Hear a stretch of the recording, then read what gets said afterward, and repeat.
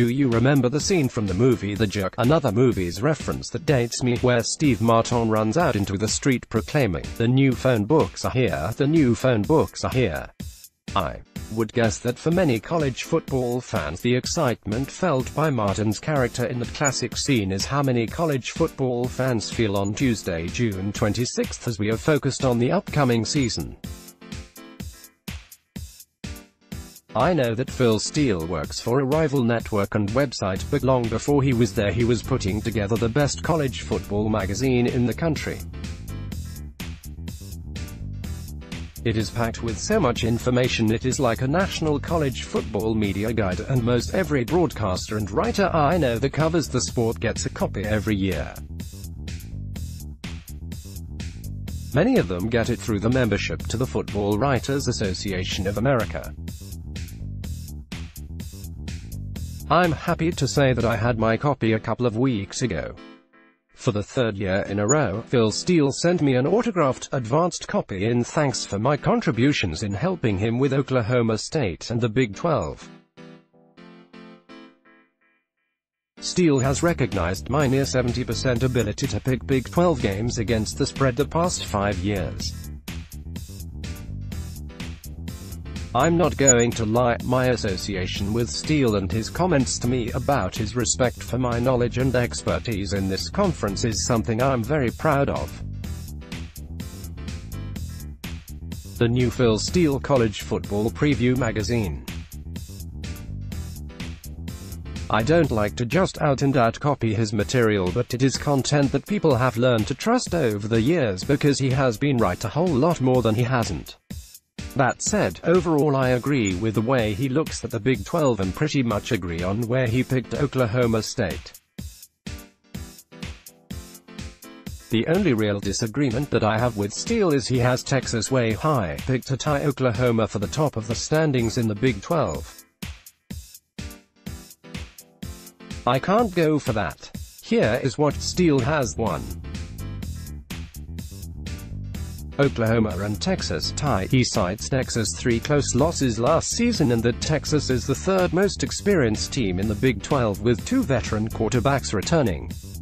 I would cite that 2 quarterbacks may mean you don't have one that is good enough to get you into first. I will pick Oklahoma because they have talent coming back, and until somebody takes them down they are the best answer on the board. 3. TCU. Steele likes Patterson's defensive talent and his defensive X's and O's. I agree, but I question the offense and quarterback position. 4. West Virginia, Oklahoma State, and Kansas State. WVU has the top quarterback and a veteran offensive line. OSU has running backs, wide receivers, and defensive line that are in the top 3 in the league, and Kansas State has Bill Snyder. I agree that these are 3 of the teams that will clump up top in the league. 7. Iowa State. Steele likes the job that Matt Campbell has done, as do I, but he cites experience a lack of, and that opponents will be charged to play the Cyclones as issues for them this season. 8. Texas Tech. Steele is high on the defense and the job that David Gibbs has done as coordinator, and while he picks Tech 8th, he states they could finish higher than that. Kind of wishy-washy on the Red Raiders. 9. Baylor. He compliments Matt Rhule and the rebuilding program, but he says they will still be 9th, and I agree. There is still so much lacking in the roster. They also need to learn to win again. 10. Kansas. The Jayhawks are tops on his experience chart, returning 91.1% of the yards from last season, but they need more yards overall. It is just hard to pick Kansas to win much. I have them winning 2 games. 4. Oklahoma State. Steele has the Cowboys 49th in his preseason top 40, but that is the rankings that he uses to reflect schedule strength and schedule situations, experience edges, and other variables. He has Oklahoma State just outside at 49th, but predicts they will be bowl eligible. He has Oklahoma State up to 30th in his power poll, which he says reflects only the strength of the team and not the schedule and outside factors. In his plus-minus power rankings, which go by conference, he has Oklahoma State 5th in the Big 12 with a value of 115.25. Here is the Big 12 in order: Oklahoma 124.19, Texas 118.43, TCU 115.41, West Virginia 115.33, Iowa State 114.08, Kansas State 113.18, Texas Tech 110.20, Baylor 110.11, and Kansas 99.58. To give you a comparison, Alabama is tops at 139.16, Clemson is 127.65, and Georgia 126.45. Ohio State is 127.09, and Washington tops the Pac-12 at 125.27. Interesting that Boise is 114.51 and Oklahoma State only has 4 opponents ranked higher than them, and 2 of them, Texas and West Virginia, they play at home. Steele also has his All-America and All-Conference teams. On my recommendation, Marcus Keys of Oklahoma State is a 4th-team All-American and 1st-team All-Big 12. Defensive end Jordan Brailford is the only other Cowboys on the 1st team. Justice Hill is a 2nd-team running back behind OU's Rodney Anderson and Iowa State's David Montgomery, and I don't agree with that. Hill is better now than he has ever been. I don't want to reveal too much. You need to get a copy for yourself.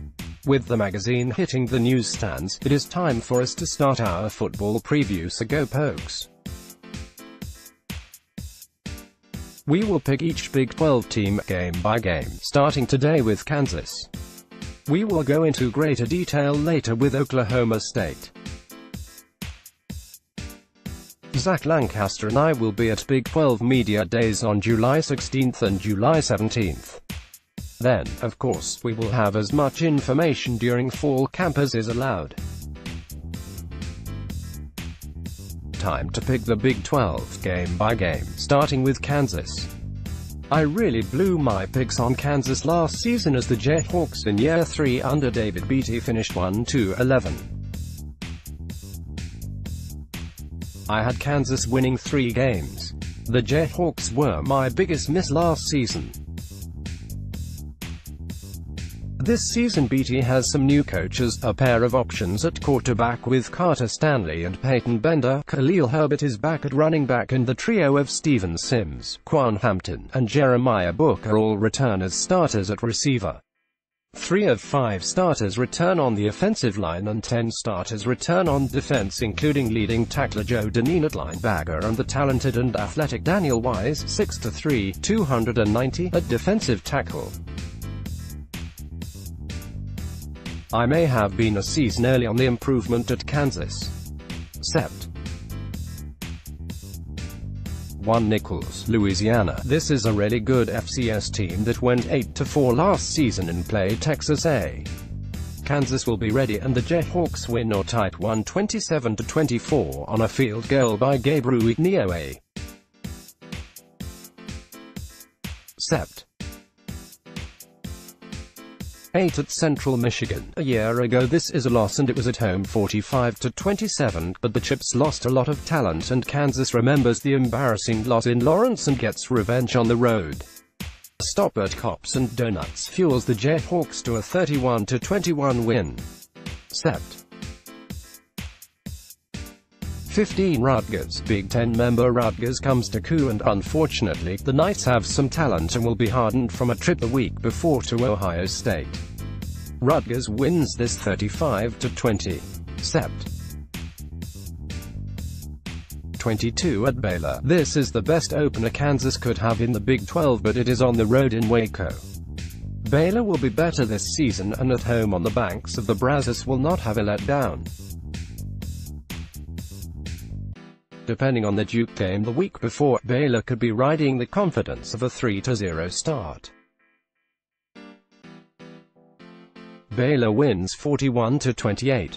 September 29, Oklahoma State. The Cowboys have seen some close trips to Lawrence, but this won't be one. By this game, the Cowboys will have the quarterback, the running game will be on high, and the defense will have more figured out under new coordinator Jim Knowles. Oklahoma State win 42-13. October 6th at West Virginia. Here is another date that will be tough. West Virginia should be 6-0 and thinking about winning the Big 12 and hosting Kansas for homecoming. Jayhawks come out slugging and lead at half by 3, but Dana and company finish strong with a 52-24 win. October 20 at Texas Tech. After an open week, I honestly feel this game is Kansas' best chance for an upset and a win in conference play. It is homecoming for the Red Raiders and that is never good.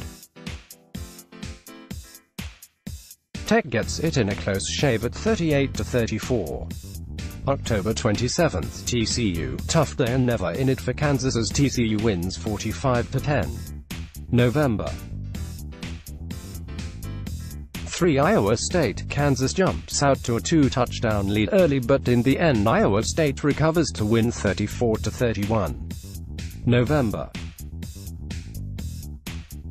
10 at Kansas State. Jayhawks never get a break at Manhattan and they don't this time either as Wildcats win 36-17.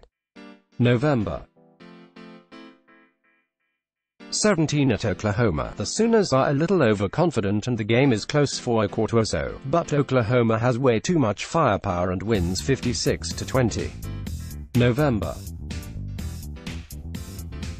23. Fry, Texas. Longhorns have been in this situation before with Kansas winning on the last visit to Lawrence.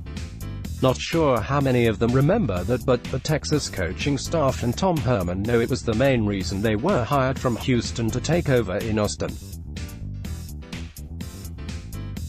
No repeat as Texas wins 45-20. Kansas finishes 2-10 over 0-9.